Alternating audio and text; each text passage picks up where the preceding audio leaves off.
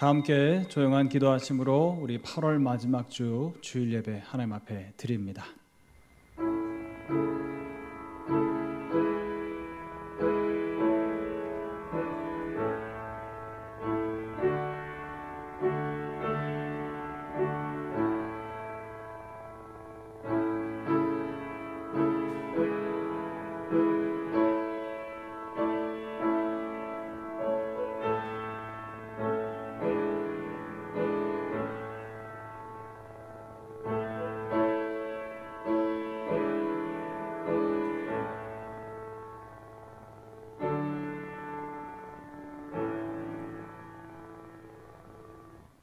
내가 나의 완전함에 행하였사오며 흔들리지 아니하고 여호와를 의지하였사오니 여호와여 나를 판단하소서. 여호와여 나를 살피시고 시험하사 내 뜻과 내 양심을 단련하소서. 아멘. 다 함께 우리 찬송가 88장 찬송하시겠습니다.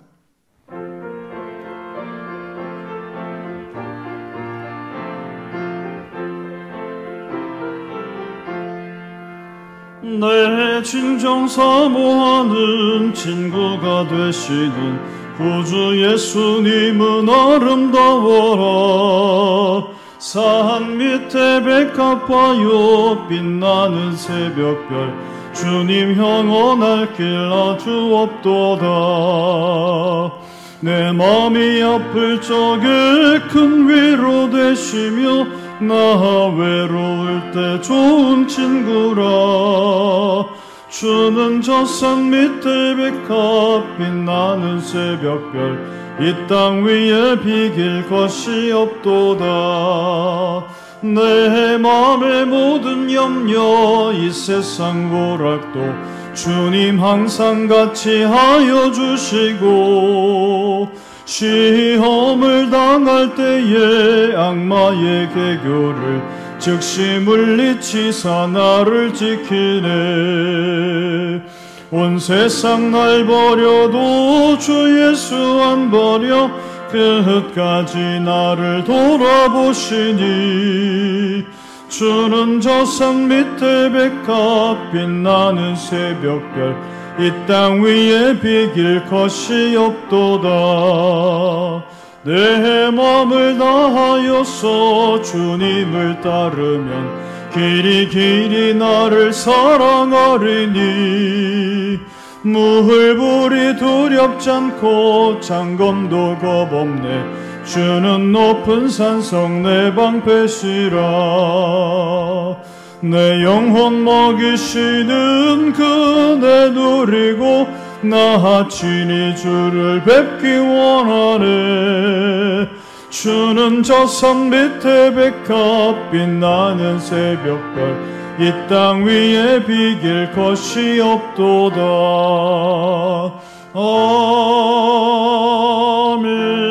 아멘. 다 함께 교동문 81번 에베소서 4장 우리 함께 교독하십니다. 교동문 81번입니다. 그러므로 주 안에서 갇힌 내가 너희를 권하노니 모든 겸손과 온유로 하고 오래 참음으로 사랑 가운데서 서로 용납하고 몸이 하나요 성령도 한 분이시니 주도 한 분이시요 믿음도 하나요 세례도 하나요 다 같이요 만유 위에 계시고 만유를 통일하시고 만유 가운데 계시도다. 아멘. 우리 다 함께 사도신경으로 신앙 고백 드립니다. 전능하사 천지를 만드신 하나님 아버지를 내가 믿사오며 그 외아들 우리 주 예수 그리스도를 믿사오니 이는 성령으로 잉태하사 동정녀 마리아에게 나시고 본디오 빌라도에게 고난을 받으사 십자가에 못 박혀 죽으시고 장사한 지 사흘 만에 죽은 자 가운데서 다시 살아나시며 하늘에 오르사 전능하신 하나님 우편에 앉아 계시다가 저리로서 산자와 죽은 자를 심판하러 오시리라.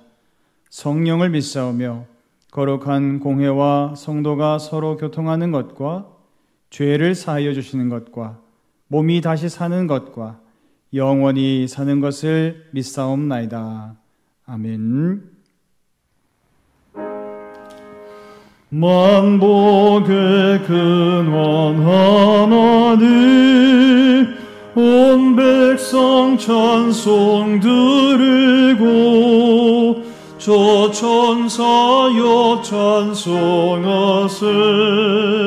찬송 성부 성자 성령. 아멘. 이 시간 우리를 대신해서 박성규 장로님 기도해 주시겠습니다. 지금도 살아계셔서 역사하시는 거룩하신 하나님 아버지, 은혜와 사랑을 감사합니다. 죄로 말미암아 죽었던 저희들을 십자가 대속의 은혜로 구원하사 하나님의 자녀로 삼아 주셨음에 감사를 드립니다. 지난 한 주일의 삶을 돌아보면 하나님의 말씀에 온전히 순종하지 못하고 내 뜻대로 세상의 가치와 정욕에 빠져 살았음을 고백하오니 주님 용서하여 주옵소서. 저희들을 불쌍히 여기사 정결케 하시고 세상의 빛과 소금으로 살아갈 수 있도록 성령의 능력을 더하여 주옵소서. 전능하신 하나님, 코로나19 바이러스의 확산 속에 온 나라와 국민이 두려움과 공포 가운데 있음을 기억해 주시고 저희가 죄악에서 돌이키고 회개할 때 이 땅 고쳐주실 줄 믿사오니 말씀대로 행함으로 코로나19가 종식되고 일상의 삶이 회복되어 마음껏 주를 찬양하며 예배할 수 있는 날이 속히 오게 하여 주옵소서.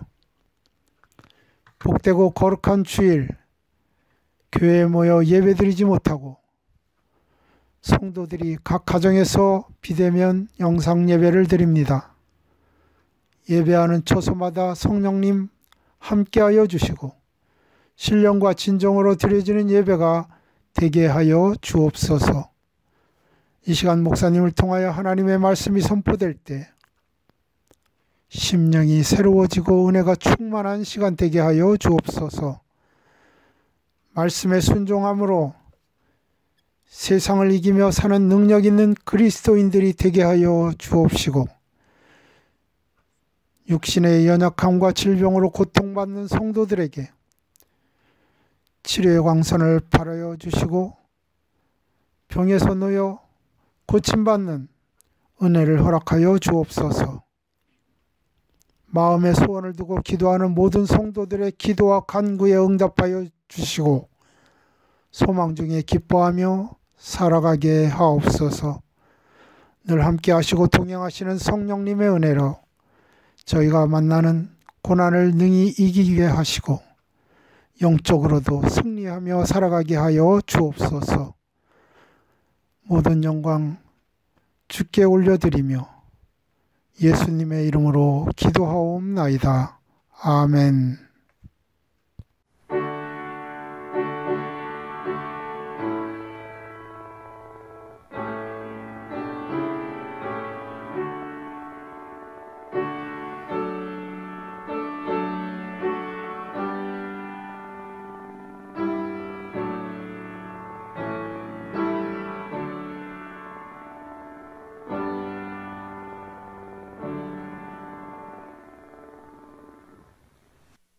네, 오늘 우리에게 주시는 하나님의 말씀은 민수기 33장 1절에서 마지막 56절까지의 말씀입니다.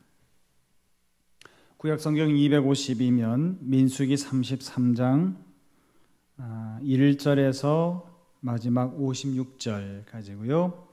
우리 시간 관계상 다 읽지는 않고요. 먼저 1절에서 4절까지 일단 제가 여러분들께 봉독합니다. 모세와 아론의 인도로 대오를 갖추어 애굽을 떠난 이스라엘 자손들의 노정은 이러하니라. 모세가 여호와의 명령대로 그 노정을 따라 그들이 행진한 것을 기록하였으니 그들이 행진한 대로의 노정은 이러하니라. 그들이 첫째 달 15째 날에 라암셋을 떠났으니 곧 6월절 다음 날이라. 이스라엘 자손이 애굽 모든 사람의 목전에서 큰 권능으로 나왔으니 애굽인은 여호와께서 그들 중에 치신 그 모든 장자를 장사하는 때라. 여호와께서 그들의 신들에게도 벌을 주셨더라. 아멘. 한 군데 우리 더 보죠. 우리 50절부터 마지막 56절까지의 말씀입니다. 역시 제가 여러분들께 봉독해 올립니다. 여리고 맞은편 요단강과 모압 평지에서 여호와께서 모세에게 말씀하여 이르시되 이스라엘 자손에게 말하여 그들에게 이르라. 너희가 요단강을 건너 가나안 땅에 들어가거든 그 땅의 원주민을 너희 앞에서 다 몰아내고 그 새긴 석상과 부어 만든 우상을 다 깨뜨리며 산당을 다 헐고 그 땅을 점령하여 거기 거주하라. 내가 그 땅을 너희 소유로 너희에게 주었음이라.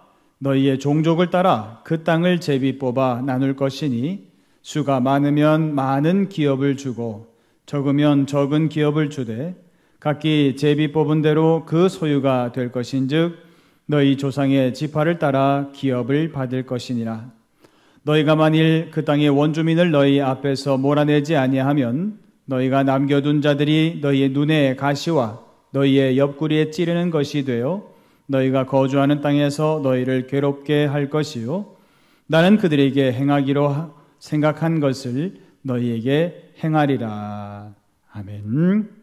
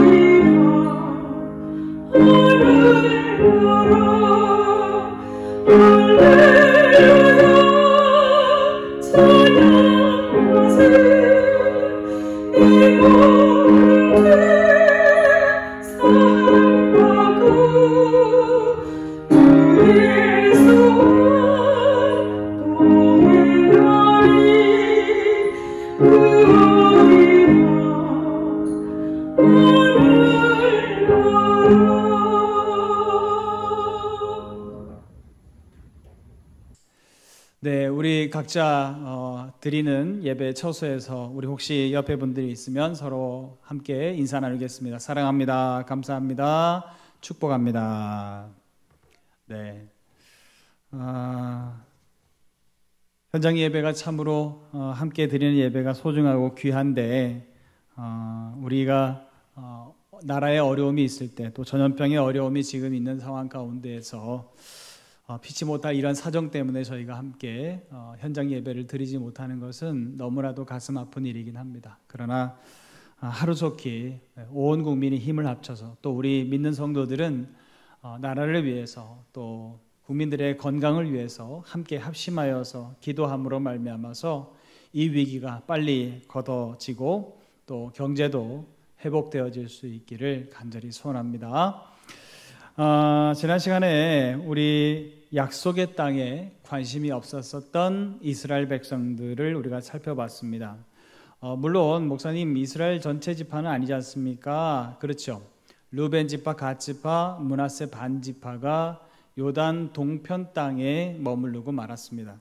그런데 그들에게는 뭐가 많았어요?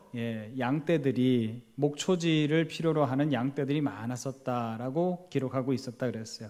그만큼 그들에게는 재산도 많고 또 백성의 수도 굉장히 많았었던 것을 보게 됩니다. 그러다 보니까 그들이 어떻게 보면 수가 그만큼 많다라고 하는 것은 이스라엘 전체의 12개의 지파들 중에서 아마 가장 많은 수를 가진 지파들이 아니었을까, 비교적 많은 수를 가진 지파들이 아니었을까, 그런 생각을 해봅니다.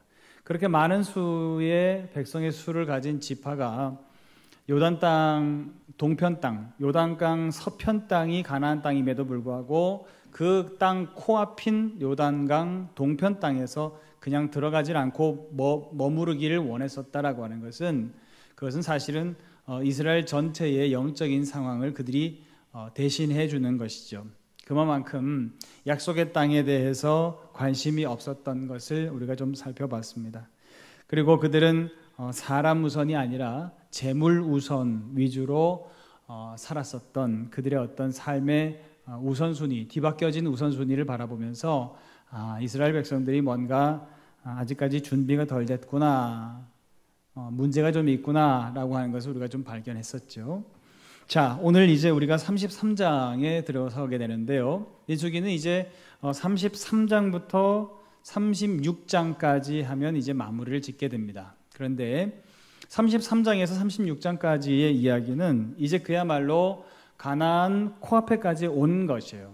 지난 시간에 우리가 알다시피 요단강 동편 땅까지 왔다라고 하는 것은 이제 요단강만 건너면 하나님께서 말씀하시는 가나안 땅, 요단강 서편 땅으로 들어가게 되는 것이죠. 그래서 이 상황에 놓여졌다라고 하는 것은 이스라엘 백성들이 이제 가나안 땅 문턱까지 온 것이다 라고 하는 것을 우리에게 말해주는 것이죠. 자, 이 상황에서 하나님께서는 33장에서 36장에 이르기까지 이제 가나안 땅에 들어가기 직전에 직접적으로 이제 준비해야 될 부분들, 그것에 대해서 하나님께서 일러주시는 부분이다, 그렇게 우리가 볼 수 있습니다. 그 중에서 특별히 오늘 33장의 이야기는요, 우리가 이제 앞에 시간 관계상 1절부터 4절까지만 읽었습니다만 33장 1절부터 49절까지 이 부분은 사실은 이스라엘 백성들이 이제 애굽을 나와서 오늘 당도하기까지, 오늘 여기까지가 어디냐면 모압 평야죠. 모압 평야까지 올 때까지 이스라엘 백성들이 많은 여정을 거쳤습니다. 그 많은 거친 여정들 가운데에서 이제 공식적인 여정이 어떠했는가라고 하는 것을 오늘 기록하고 있어요. 이게 목사님 왜 이게 공식적인 여정 기록입니까? 이렇게 물어볼 수 있는데 1절에 보면 이렇게 말하죠. 제일 마지막 부분에 대오를 갖추어 애굽을 떠난 이스라엘 자손들의 노정은 이러하니라 라고 그랬어요. 근데 원문 성경에서는 이러하니라라고 하는 표현에 엘레라고 하는 표현을 썼는데 이러하였다, 이렇다라고 말할 수 있다, 다음과 같아, 이런 표현이거든요. 근데 이것은 뭐냐면 보통 공문서에서 쓸 때의 표현이라는 거예요. 그러다 보니까 이게 공문서의 성격을 가지고 있구나. 그러면서 공문서인데 뭐에 대한 공문서냐?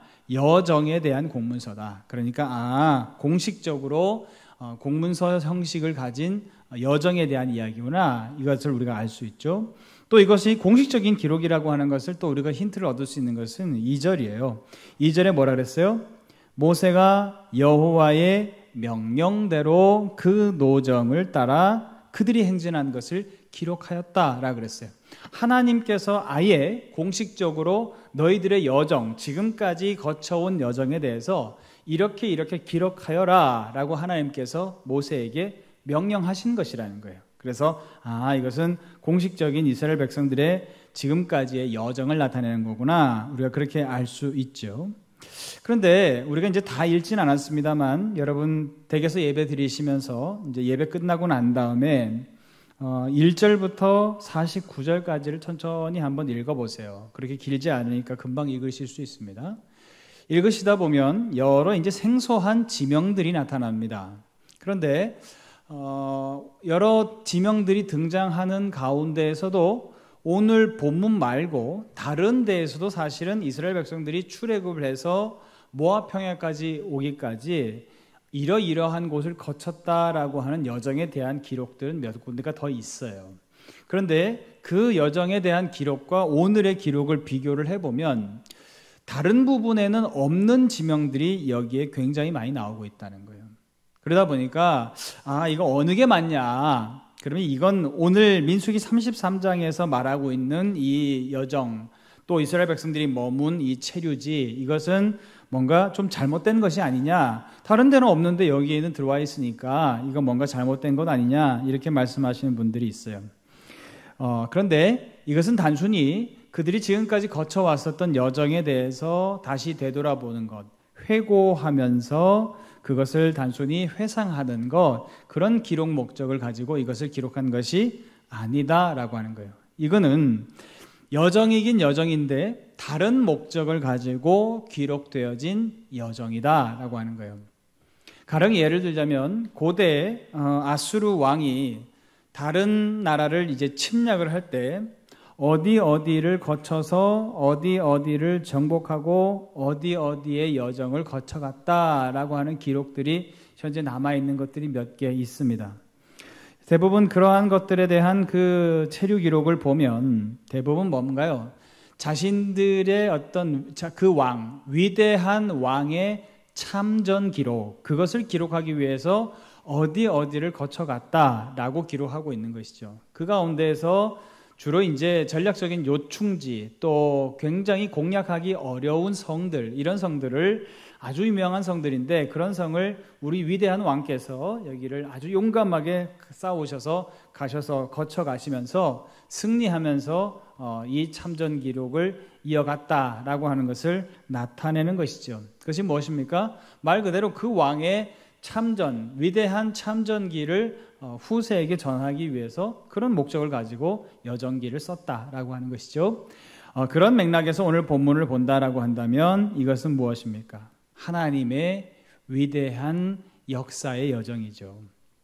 이스라엘 백성들을 이제 출애굽시키셔서 이스라엘 백성들을 어디로 인도하셨고, 그래서 이스라엘 백성들을 이제 가나안 땅에 이르기까지 하나님께서 인도하셨었다라고 하는 하나님의 위대한 여정을 기록하기 위한 목적으로, 그 목적으로 오늘 말씀이 기록되어졌다라고 하는 거예요. 그런데 이상한 점이 있어요. 오늘 본문 말씀을 이렇게 읽어보면 이것이 하나님의 위대한 역사만을 드러내는 것이냐, 그렇다기보다는 오히려 초점이 이스라엘 백성들의 그 후대들, 다음 세대들에게 이 여정들을 공식화해서 어디를 거쳐갔다라고 하는 것을 기억시키려고 하는 목적이 강합니다. 다시 말하면 40년 동안 이스라엘 백성들이 출애굽을 해서 광야를 헤매면서 돌아다녔으니 얼마나 많은 크고 작은 동네들을 돌아다녔겠어요. 그런데 그 가운데에서 이제 뺄 건 빼고 공식화할 것은 여기다라고 해서 여기를 거쳐갔다라고 하는 것을 공식화해서 기록하고 있고요. 이것은 또한 기록하는 데 있어서 목적은 무엇이냐? 다음 세대들에게 기억하기 좋게 하려고, 이스라엘 백성들이 어디를 거쳐갔다라고 하는 것을 기억하기 좋게 하려고 기록한 부분이라고 하는 것이 역력하게 드러난다라고 하는 것이에요. 왜 그러냐면 애굽 1절부터 15절까지는 애굽을 나와서 이제 시내 광야에 당도하기까지의 여정을 기록하고 있습니다. 그리고 두 번째 부분은 16절에서 36절까지 시내 광야를 출발해서 가데스까지의 여정을 쭉 기록을 하고 있어요. 그 다음에 37절부터 마지막 48절까지는 가데스에서부터 모압 평지까지에 이르는 여정을 기록하고 있습니다. 그래서 세 부분에 나눠서 기록을 하고 있는데, 특이한 점은 뭐냐면 제일 처음에 그들이 어디를 출발했다 그랬어요? 3절에 첫째 달 15째 날에 람셋을 출발했다 그랬죠. 그리고 마지막에 그들이 당도한 곳은 어디입니까? 바로 모압 평야다. 모압 평지에 도착했다라고 그랬어요. 그럼 제일 처음에 람셋하고 모압 평지를 제외하고 난 다음에는 총 어떻게 계산이 되어지냐면, 처음에 람셋 출발을 해서 12번째 체류지가 어디였냐면 시내 광야입니다. 여러분, 시내 광야에서 이스라엘 백성들이 뭐 했나요? 네, 1년 정도 넘게 머무르면서 이스라엘 백성들이 어떻게 했죠? 하나님께 율법의 말씀을 받았었던 것을 기억합니다. 그리고 그렇게 바라보면 12이라고 하는 숫자, 10이라고 하는 숫자는 이스라엘 백성들의 의미가 굉장히 크죠. 12지파도 의미하고 이스라엘을 상징하는 숫자잖아요. 그런데 12번째에 하필이면 체류지에서 하나님께 율법의 말씀을 받았었다라고 하는 것은 굉장히 의미 있게 이 여정을 기억하기 좋으라고 그렇게 기록했다고 하는 어떤 그런 힌트를 우리가 얻을 수 있다는 거예요. 또 첫 번째 체류지인 람셋 그리고 모압 평야를 뺐다라고 했는데, 빼지 않고 다 했다라고 한다고 할지라면 쭉 세 보면 모든 체류지들이 전부 다 40개의 숫자를 가지고 있어요. 거쳐갔던 체류지들이 40군데가 된다는 얘기입니다. 여러분, 40은 또 어떤 숫자죠? 이스라엘 백성들이 광야에서 머무르게 되어졌었던 시간, 40년의 시간을 여러분 기억하실 겁니다. 그러니까 12이라고 하는 숫자, 그리고 40이라고 하는 숫자는 이스라엘 백성들이 지금까지 후대에 이르기까지도 굉장히 의미를 두는 숫자라는 것이죠. 그런데 그 어떻게 보면 숫자에 맞춰서 여정기를 공식화해서 기록했다라고 하는 것을 우리가 알 수 있다라고 하는 거예요. 그러면 이것은 무엇입니까? 왕의 위대한 참전기라기보다는 이스라엘 백성들이 기억하기 좋으라고 기록한 여정기, 이렇게 바라보기가 더 수월하다고 하는 거예요. 그도 그럴 것이, 여러분, 사실 왕의 입장에서, 전쟁을 해나가는 왕의 입장에서 바라보면 왕이 위대한 여정을 거쳐갔다라고 하는 것을 기록하려면 사실은 어떻게 기록해야 되는 것이 맞나요? 아주 전략적인 요충지를 왕께서 점령하셨고 용감히 싸웠고 죽인 왕은 몇 명이고 어디를 요충지를 점령했다, 이런 것을 위주로 기록하는 것이 훨씬 낫겠죠. 그런데 오늘 기록은 하나님께서 위대하게 애굽의 신들을 다 치셨다라든가 어떤 동편의 요단강 동편의 왕들을 쳐부쉈다든가 이런 기록보다는 오히려 이 숫자들에 맞춰서 후대들이 기억하기 좋도록 그렇게 기록을 하고 있는 모습이 역력하다라고 하는 것이에요. 그렇다고 바라보면 이것은 왕이신 하나님의 측면에서 먼저 초점을 맞춰서 기록한 것이 아니라 이스라엘 백성들에게 기억하기 좋으라고 기록한 목적이 굉장히 다분하다라고 하는 것이죠. 자, 그리고 또 그것이 40이라고 하는 숫자에 맞춰졌다라고 하는 것인데, 여러분 40이라고 하는 숫자를 하나님의 입장에서 한번 생각해 볼까요? 뭔가요? 40년 동안 이스라엘 백성들은 헤매다가 출애굽한 세대는 다 죽었다. 그 얘기가 광야 40년의 한 줄 요약이라고 볼 수 있어요. 왕의 입장에서 백성들이 지지리도 말 안 들어서 다 죽었다. 여러분, 이거 기록하는 게 뭐가 좋겠어요? 하나님의 입장에서 이거 기록하는 게 무슨 의미가 있겠어요? 아무 의미 없어요. 그런데 하나님께서는 오직 누구를 생각하고 있어요? 이스라엘 백성들을 생각하고 있다는 거예요. 그래서 백성들을 생각하면서 너희가 고생해서 40년 동안 방황하다가 그렇게 헤매고 힘들게 어렵게 해서 여기까지 왔는데 그것을 너희가 이 고생한 기록들을 기억해야 되지 않겠느냐? 잊지 말아야 되지 않겠느냐? 어떤 그런 차원에서 하나님께서 이것을 기록하라고 명령하고 있다라고 하는 거예요. 너희가 누구냐? 이스라엘아, 너희가 누구냐? 너희들은 바로 하나님의 백성이 아니더냐? 처음에 너희가 출발할 때 어디에서 왔느냐? 너희들은 애굽에 400년이 넘게 있었던 노예였지 않느냐? 거기에서부터 히브리 민족은 출발하지 않느냐? 너희들은 출발하지 않느냐? 그런데 너희들은 이제 어디로 가야 되느냐? 너희들은 이제 가나안 땅으로 가야 된다. 40년 동안 고생하고 힘들게 헤매면서 너희들은 뭐가 됐다? 하나님의 백성이 됐다. 하나님의 군대가 됐다. 여기까지 하나님께서 인도하셨다. 에베네셀의 하나님께서 내가 너희와 함께한 여정이 여기까지다. 이것을 잊지 말아라. 이것을 기억해라. 네 몸이 기억하고 있지 않느냐? 네 역사가 기억하고 있지 않느냐? 그것을 잊지 말아라 라고 하는 것이 오늘 하나님의 말씀이라고 하는 것이에요. 그렇다면 하나님께서 왜 이것을 당신에게 유리하고 당신의 영광이 드러나는 기록물도 아니고 하나님의 어떻게 보면 치부가 드러나는 기록물이고 그러면서도 이스라엘 백성들에게는 그 고난의 역사, 조상들이 헤매다가 죽었었던 역사인데 그것을 왜 기억하라고, 그것을 왜 공식화해서 하나님께서는 기록하시고 그것을 이스라엘 백성들에게 기억하라고 하실까요? 그것은 바로 50절부터 56절에 힌트가 있습니다. 그것은 무엇이냐면 50절에서 56절에 보면 하나님께서 가나안 땅을 정복하라고 말씀하시고 아주 철저하게 그 땅을 정복하라고 하나님께서 말씀하세요. 왜 이렇게 말씀할까요? 네, 그들은 철저하게 정복할 마음이 없기 때문에 그래요. 여러분, 우리가 지난 시간에 요단강 동편 땅에 정주하려고 했었던 세 개의 지파 이야기를 우리가 기억하실 겁니다. 여러분, 그들은 뭡니까? 다 왔어요.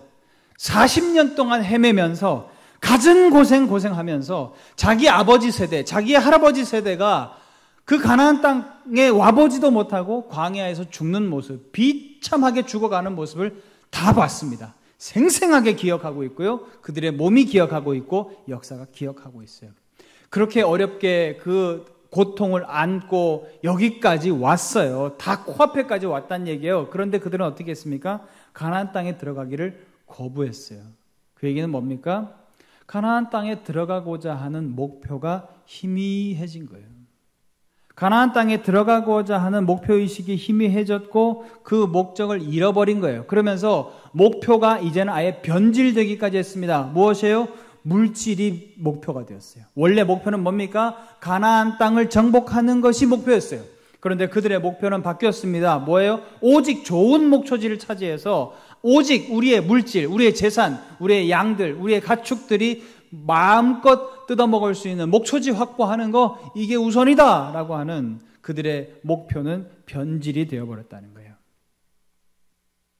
여러분, 하나님께서 그렇기 때문에 이것을 이 시점에서 말씀하실 수밖에 없는 거예요. 너희는 애굽의 노예에서부터 왔다. 그리고 현재 너희들은 여기까지 왔다. 하나님의 인도하심을 받아서 여기까지 왔어. 이제 너희들이 가야 할 곳은 어디냐? 가나안 땅이다. 그곳까지 가야 한다. 그리고 그곳에 들어가서는 철저하게 그 땅을 정복해야 된다. 그러니까 여러분 보세요. 50절에서 56절을 쭉 읽어보면 점령해라, 몰아내라, 파멸시켜라, 회파해라, 이런 이야기들이 계속해서 강조해서 나오고 있다는 거예요.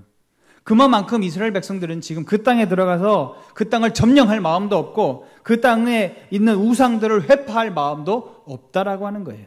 그래서 하나님께서는 다시 한번 지금의 너희를 다시 되돌아볼 때에 너희들의 과거, 너희는 어디서 왔느냐라고 하는 것을 하나님께서 회고하기 위해서 공식적인 여정의 기록을 말씀하시고 이제 너희가 가야 할 목표 땅, 저기 가나안 땅이 있다. 거기로 우리는 가야 된다라고 하는 것을 말씀하고 계시다고 하는 것이죠. 제가 오늘 본문 말씀을 이렇게 묵상하는 과정 가운데 어떤 생각이 들었냐면 오늘 본문은 우리 한국교회의 모습과 같다. 오늘 이스라엘 백성들의 모습은 한국교회의 모습과 같다. 어떤 점에서 그러냐? 목표를 잃어버렸습니다. 어떤 점에서 그러냐? 목표가 변질되어져서 그래요. 여러분, 한국교회의 역사는 100주년이 넘는 고난의 역사였습니다. 선교사님들이 헌신하셨고 일본 제국주의에 맞서서 신앙의 정결을 지키기 위해서 순교하셨던 신앙의 선배들이 계십니다. 나라를 되찾겠다고 독립운동, 3.1운동을, 만세운동을 지원하셨던 교회가 한국교회였습니다. 6.25 전쟁이 났었을 때는 폐허가 된 이후에도 모두가 다 절망 속에 있을 때 아니다, 국가보건 주님이 함께 하시면 할 수 있다라고 하면서 새벽 기도하고 새벽부터 우리 뛰자라고 하면서 온 국민을 근면하고 성실하게 이끌어 갔었던 주역, 그들이 바로 한국교회였다라고 하는 것이죠. 여러분, 그 역사, 그것을 단순히 저기 멀리 역사 속에서만 우리가 배워서 알고 있습니까? 아니요. 지금도 백발이 성성하신 우리 원로 장로님들, 원로 권사님들께서 다 몸이 기억하고 있는 또렷한 기억 속에 그들에게 있었던 역사였다라고 하는 사실이죠. 여러분, 한국교회의 역사는 그것을 기억하고 있습니다. 아니, 지금의 한국교회의 역사는 그 몸이 그들의 그 고난의 교회의 역사를 다 기억하고 있습니다. 우리 교회는 안 그런가요? 1980년도 11월 2일에 창립 예배를 시작으로 해서 지금 40년 가까이 우리 교회는 함께 여기까지 왔습니다. 얼마나 많은 위기가 있었습니까? 얼마나 많은 어려움이 있었습니까? 그런데 그 모든 어려움을 다 가진 고생을 다 우리는 극복해내고 이겨내고 여기까지 왔어요. 마치 40년 동안 광야에서 헤맸었던 이스라엘 백성들의 역사처럼 우리 대림제일교회의 역사는 여기까지 하나님의 인도하심을 받아서 왔다라고 하는 거예요. 그런데 우리의 지금의 모습은 어떻습니까? 우리의 목표의식은 뚜렷합니까? 하나님이 가시라고 하시는 저 가나안 땅을 향해서 분명히 내가 가겠습니다 라고 하는 믿음의 발걸음을 우리는 내딛고 있느냐라고 하는 것이에요. 여러분, 하나님께서 가나안 땅에 들어가라고 하시는 목적은 무엇입니까? 물질인가요? 아닙니다. 하나님께서 가나안 땅에 들어가라고 말씀하시는 것은 무엇입니까? 제사장 나라가 되어라. 하나님을 예배하는 백성이 되어라. 하나님을 예배하는 백성들이 모여서 사는 하나님의 나라, 작은 하나님의 이 땅에 나라를 건설하여라. 이것이 하나님께서 가나안 땅을 주시는 분명한 목표라고 하는 것이에요. 한국 교회에게 주님께서 우리에게 복음의 씨앗을 던져주시고 우리에게 주신 목표가 무엇이었습니까? 사랑의 나라를 건설해라. 사랑의 교회를 만들어라. 섬기고 헌신하는 교회를 만들어라. 십자가로 헌신하는 것에 대해서 내가 손해본다라고 생각하지 말아라. 아니다. 그 십자가의 길을 걷는다고 하는 것은 주님 나라에서 영광의 길을 걷는 것과 같다라고 하시는 복음의 말씀에 우리가 목표를 삼고 여기까지 달려온 것 아니었나요? 그런데 언제부터인가 한국교회의 목표는 희미해지기 시작했습니다. 어느 날부터인가 한국교회의 목표는 변질되기 시작했습니다. 물질이라고 하는 개념이 교회 안에 들어오기 시작한 것이죠. 그래서 교회는 어떻게 했습니까?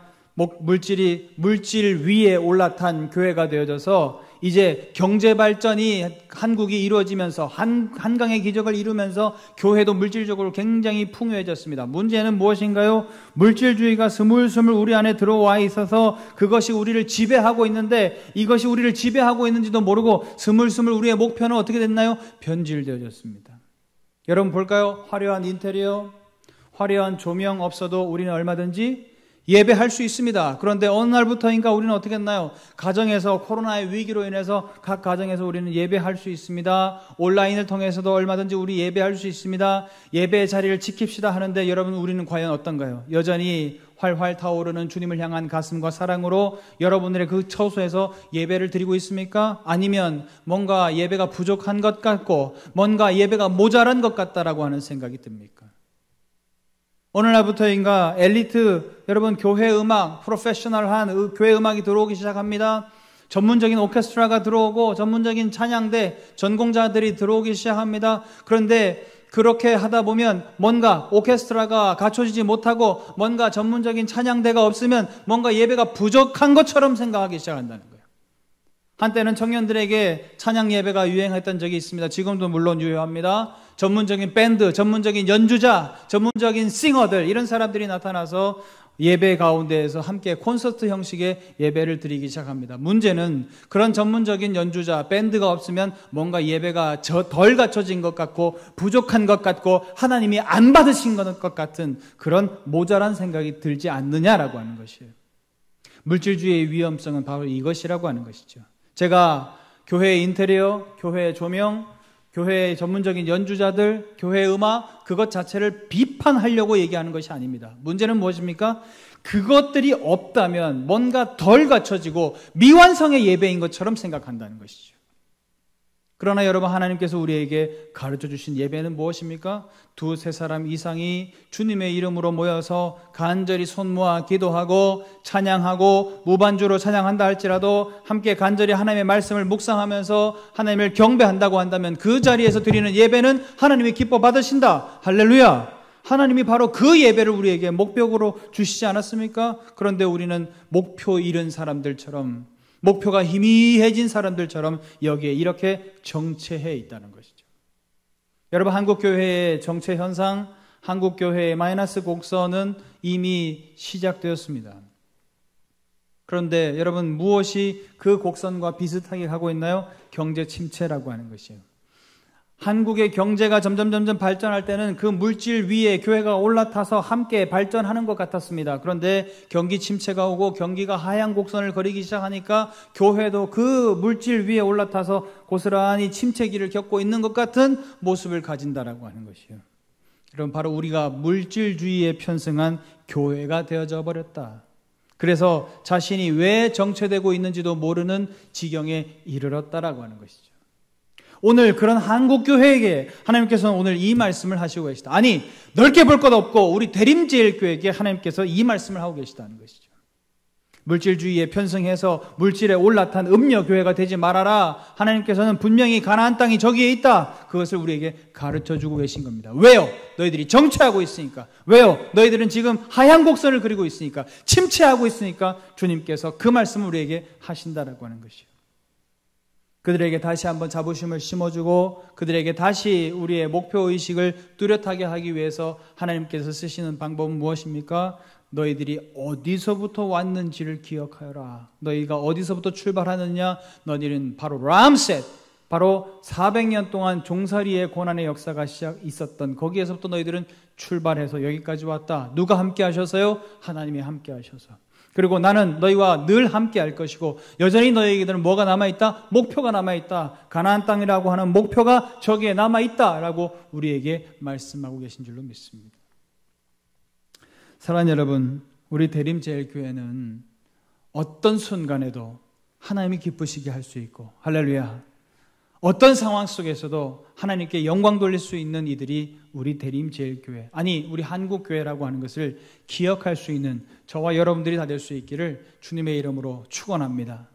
우리는 다 어렵고 힘든 고난의 역사를 다 가지고 있었습니다. 그러나 되돌아보면, 우리 대림제일교회 40년의 역사를 되돌아보면 하나님께서 다 매 순간순간마다 도와주시고 함께 하셔서 여기까지 오지 않았습니까? 우리가 처음에 시작할 때 26평 저 작은 지하에서 시작하지 않았습니까? 그런데 우리는 이 많은 것들을 이뤄냈고 여기까지 왔고 수많은 목회자들이 거쳐갔고 수많은 믿음의 사람들이 이곳에서 은혜를 받았었다라고 하는 것이죠.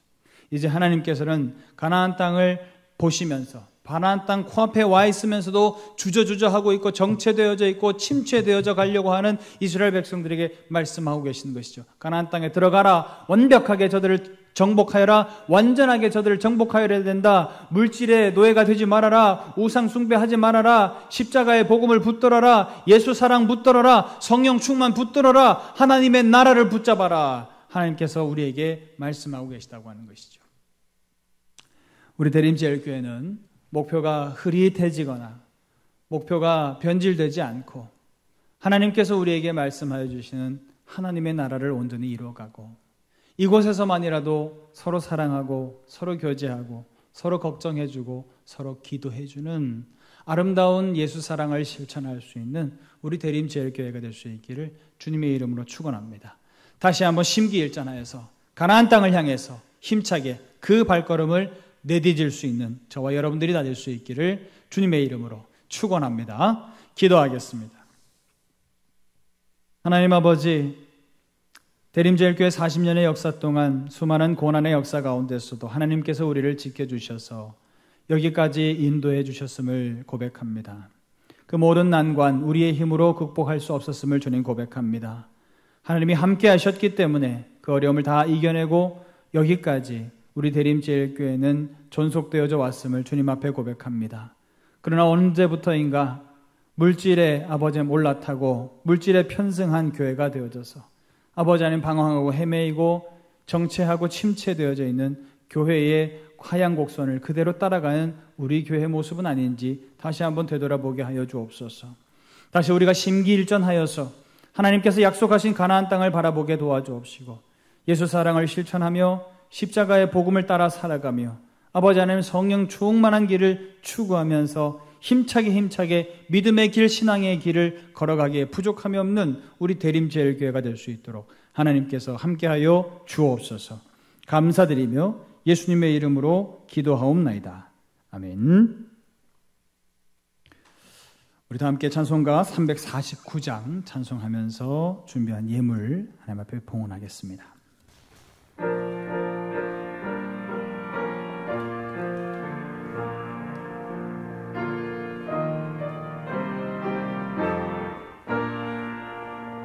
나는 예수 따라가는 십자가 군사라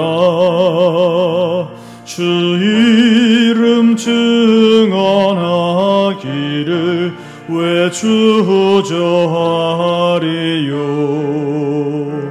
다른 군사 피 흘리며 나가서 싸울 때 나 혼자 편히 앉아서 바라만 보리요.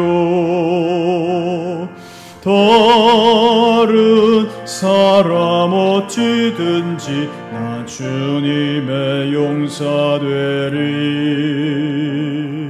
나는 주의 군사 되어 충성을 맹세하여 내가 승리하기까지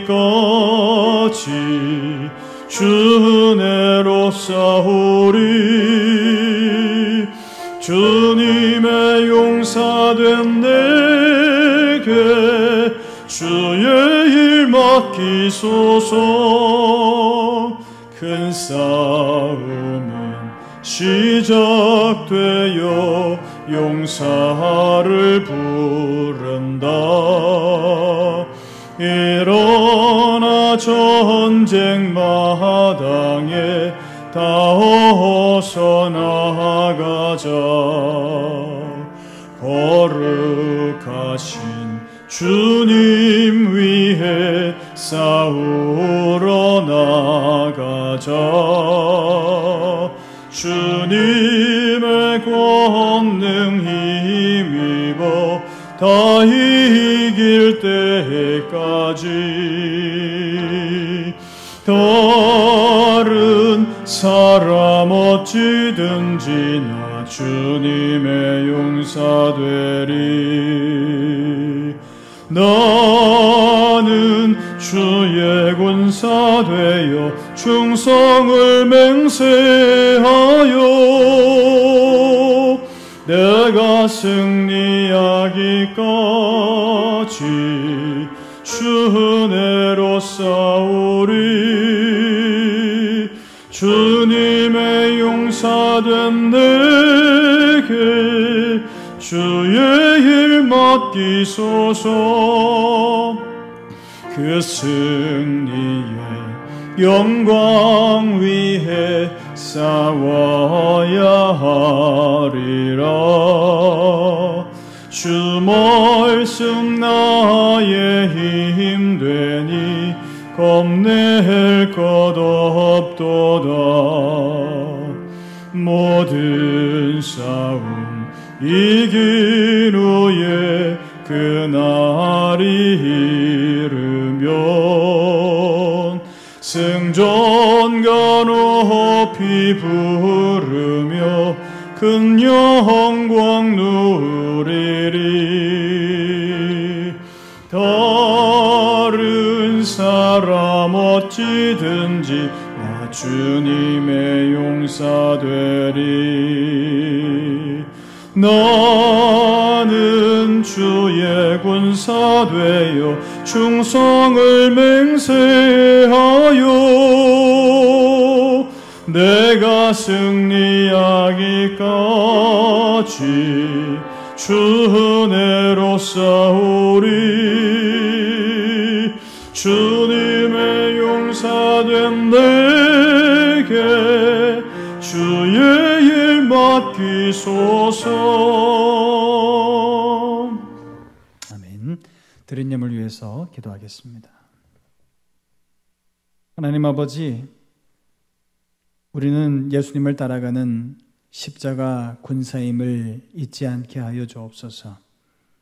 그래서 우리가 오늘을 살아가는 이 시대에서 져야 하는 십자가가 무엇인지 되돌아보게 하여 주옵소서. 현장에서 함께 밀집하여서 드리는 예배가 우리에게는 기쁨이요 하나님께는 영광이 될지 모르겠지만 이것으로 말미암아 다른 사람들의 생명을 해할 수도 있고 건강을 해칠 수 있는 것이 아버지 하나님 분명하다고 한다면 모여서 드릴 수 없는 것이 우리가 드려야 할 십자가라고 한다면 기꺼이 예수 사랑으로 그 십자가 질 수 있는 저희들 될 수 있도록 하나님이 인도하여 주옵소서. 현장에서 드리지 못해 각 처소에서 화면을 통하여서 또 서로 함께 얼굴 마주하며 교제할 수 없어서 멀리 떨어져서 전화로만 서로 기도해 주지만 그럼에도 불구하고 우리가 뜨겁게 서로 사랑할 때, 그럼에도 불구하고 우리가 뜨겁게 예배할 때에 아버지 하나님 그 십자가의 삶은 주님의 군사된 삶인 줄로 믿습니다. 우리 대림제일교회 모든 성도님들이 그러한 삶을 살아내기에 부족함이 없는 저희들 되게 도와주옵시고 또 그러한 삶을 살겠다고 결단하면서 이 예물을 하나님 앞에 올려드리오니 하나님께서 기쁘게 받아 주옵소서. 감사드리며 예수님의 이름으로 기도하옵나이다. 아멘. 광고 말씀 드립니다. 여러분, 당분간 교회에서 현장 예배를 드리게 될 겁니다 라고 하는 연락이 가기 전까지는 계속해서 온라인으로 비대면 예배로 예배를 진행하려고 합니다. 여러분 많이 답답하시고 힘드시겠지만 또 온라인 예배지만 그럼에도 불구하고 우리는 하나님을 예배하는 백성이다 라고 하는 것을 다른 분들이 아실 수 있도록 또 여러분들이 처소에서 열심히 예배할 수 있는 여러분들이 됐으면 좋겠습니다. 또 우리 교회에 여러 가지 주보에 보시면 환우들 또 중보기도 요청 들어온 분들 계시죠? 여러분들 보시면서 위에서 생각날 때마다 늘 기도해 주시고 또 전화 연락해 주시고 그렇게 해서 서로 우리가 함께 하나님의 사랑으로서 하나 된 교회다라고 하는 것을 서로 느낄 수 있는 그런 좋은 기간이 됐으면 좋겠습니다. 아무쪼록 코로나가 빨리 극복되어질 수 있도록, 그래서 경제도 빨리 회복되어질 수 있도록 우리 성도님들 계속 위해서 기도해 주시기를 부탁드립니다. 우리 마지막으로 436장 찬송하고 예배 마칩니다.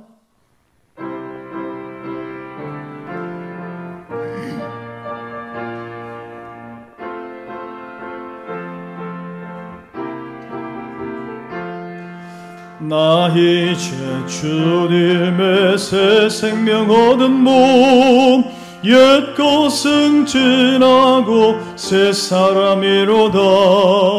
그 생명 내 맘에 강같이 흐르고 그 사랑 내게서 해같이 빛난다.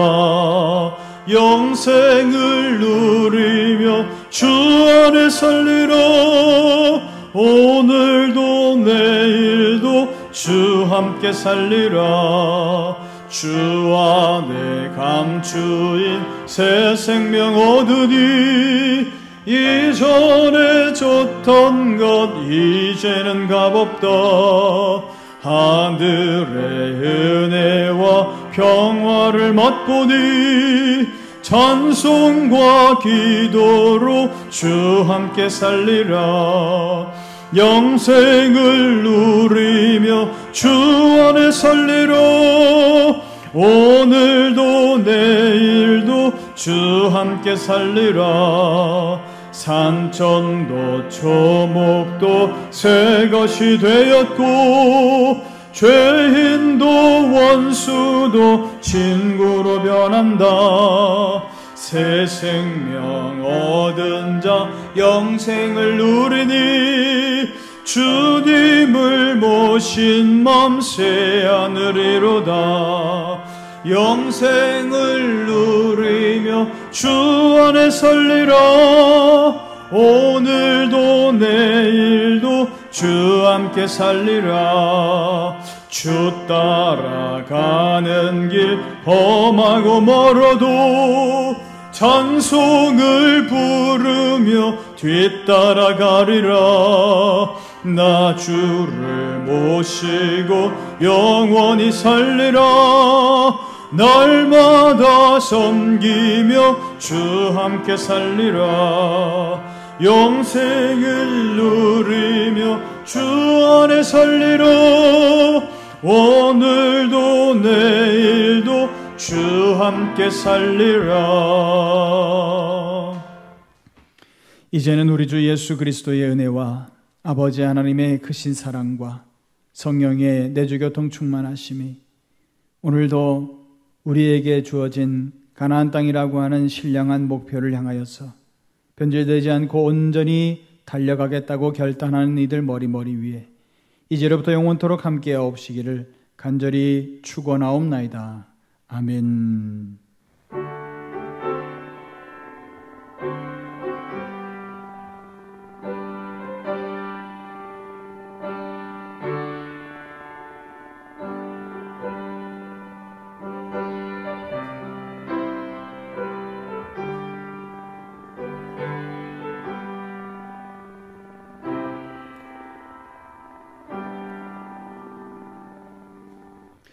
예배를 마칩니다. 오늘도 주님과 함께 승리하십시오. 감사합니다.